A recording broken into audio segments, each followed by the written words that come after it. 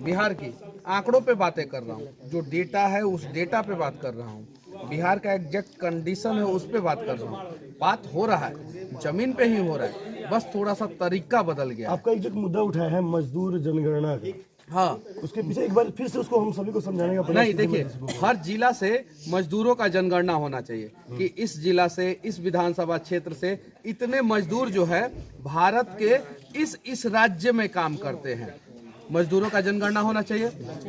इतने परसेंट मजदूर जो है 10,000 के कैटेगरी में कमाते हैं, इतने परसेंट मजदूर जो है 15,000 के कैटेगरी में कमाते हैं, इतने परसेंट मजदूर जो है 20,000 के कैटेगरी में कमाते हैं। मजदूरों का जनगणना होना चाहिए, मजदूरों की स्थिति सुधारनी चाहिए। अब बताइए बिहार में सबसे ज्यादा कौन से जाति के लोग मजदूर हैं? जनगणना में ये भी एक कॉलम होना चाहिए कि फलाना जाति का आदमी जो है मजदूर है कि डॉक्टर है कि इंजीनियर है, उससे एग्जैक्ट आंकड़ा आता है। और जिस जाति के लोग मजदूर हैं ना, उनकी समस्याओं का समाधान करने का प्रयास करता सरकार। क्योंकि अगर आप देखिएगा तो बिहार में पिछले 33 साल में जिनकी सरकार है उन लोगों ने अपने ही लोगों का हक मार लिया। बात समझिए, जिनकी सरकार है उन लोगों ने अपने ही लोगों का हक मार लिया और अपने ही लोगों को मजदूर बना दिया। लेकिन वही लोग तो जाति के आधार पर वोट हाँ, देते हैं हमारा, वही लोग। नहीं, गलत बात। नेता जो है हमें गुमराह करते हैं, नेता गुमराह करते हैं। देखिए, गलत बोलने से फायदा नहीं होगा। जो आग लगी हुई है बिहार में जाति का, उसे हम बुझाने का प्रयास करें, और जिस दिन हम इस आग को बुझा देंगे, समझिए कि हमारा बिहार जो है समृद्ध बिहार, उत्तम बिहार और खुशहाल बिहार बन जाएगा।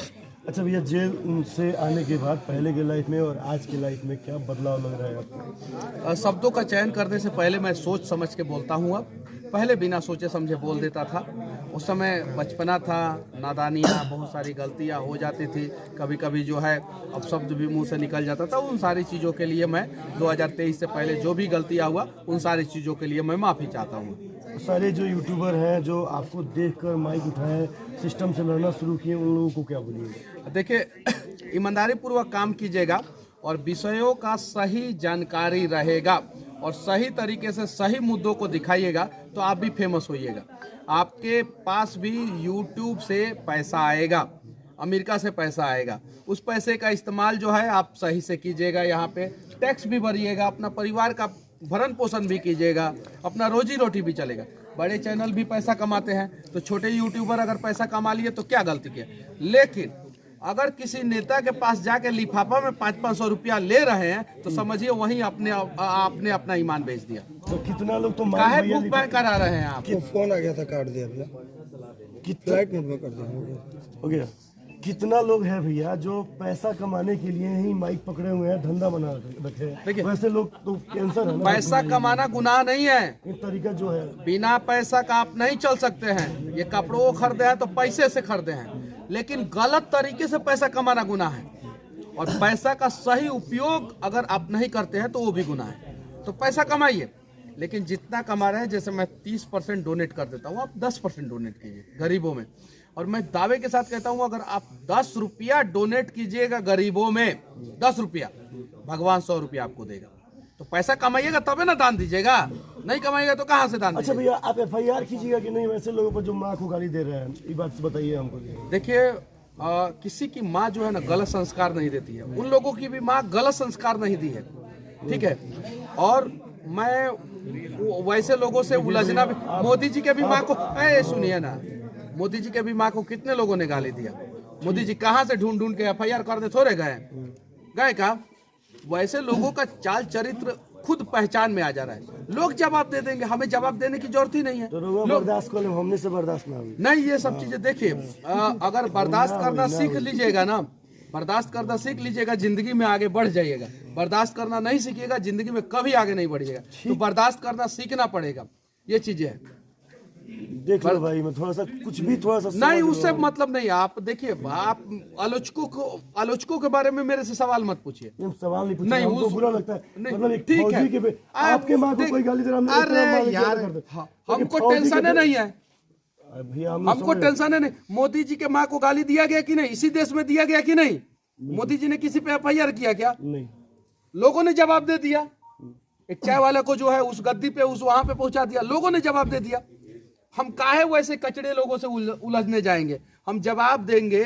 एक वीडियो के स्लॉट में जाके जो है हम 8 बजे का या 1 बजे का या शाम को 7 बजे के स्लॉट में जाके उनको जवाब देंगे। उस स्लॉट में जाके हम बिहार के विकास की बात करेंगे। हम एक माँ के जगह पे जो है 10 माँ के आंखों का आंसू पोंछेंगे। काहे ये सब कचरा चीजों पे हम लोग डिस्कस करें? ये सब कचरा चीज है। हम लोग आइए ना बिहार के विकास पे डिस्कस करते हैं। इतना मेरा गांव पिछड़ा है, एगो रोड आ गया है यहाँ पे, एगो बिजली आ गया, यहाँ पे अस्पताल की जरूरत है। ये जो नदी से बाढ़ आता है, बांध बढ़िया बन जाए, बांध के किनारे जो है सड़क बन जाए, इस चीज की जरूरत है। इस सब पे चर्चा करेंगे ना। हमारे नदी पे बांध बन जाए और बांध पे सड़क बन जाए अगर, तो हमारे गांव के लोग कितना खुशहाल हो जाएंगे।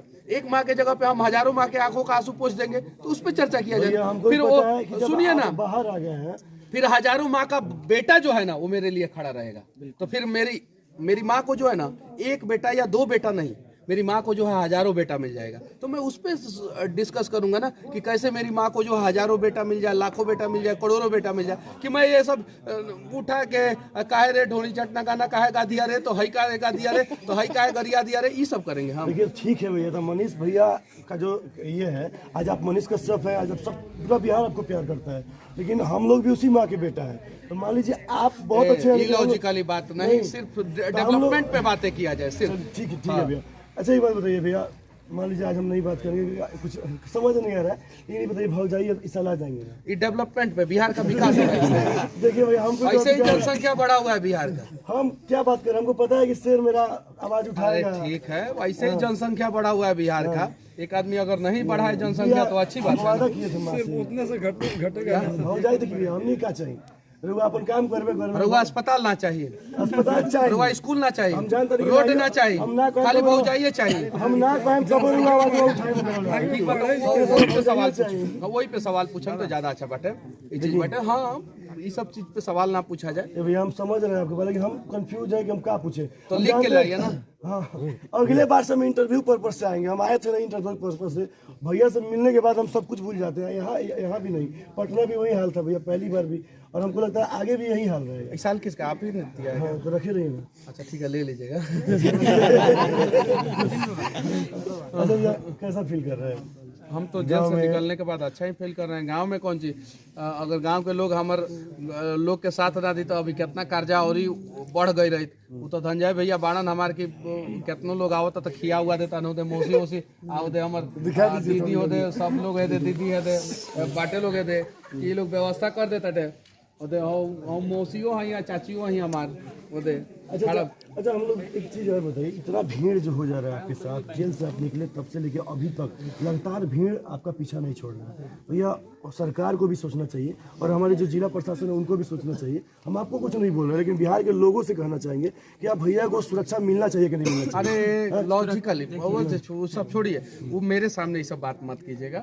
हाँ ये चीजें लोग समझेंगे कि मैं अपना ब्रांडिंग कर रहा हूँ। लोग निगेटिव सेंस में, पॉजिटिव सेंस में मेरे से सवाल कीजिए बस। एक सवाल है, जेल में जब आप रहे हैं तो जैसे और कैदी चाहे जैसे और चीज होता है जेल के अंदर, शोषण चाहे उस तरह से, उस जेल का अनुभव आप बताइए कैदियों के बारे में, किस तरह से आप 9 महीना जेल में, चलिए ठीक है, जेल में रहने ऐसा कीजिए लोग कि आप लोग भी जो है एक महीना के लिए जेल के अंदर जाइए और उसकी कहानी जो है आप लोग जो है खुद रियलाइज करेंगे और उसकी कहानी आप लोग बताइएगा। कितना कहानी अकेले मनीष कश्यप बताए, कुछ कहानी हमने बनाया, कुछ कहानी आप लोग बनाइए। एक महीना के लिए जाइए, ठीक है, और जाके जो है वहाँ का कहानी देख के आइए और बताइए। लेकिन इस सरकार में सच बात है, आवाज उठाइएगा तो जाना ही पड़ेगा, तो तैयारी कर लीजिए। बाकी क्या बोलिएगा, कर लीजिए आप अभी मतलब जितने लोग यहाँ आपके पास हैं जो मोबाइल खोलकर आपका वीडियो बना रहे हैं, कुछ लोग हैं जैसे मान लीजिए, छोड़िए बोलिए आपको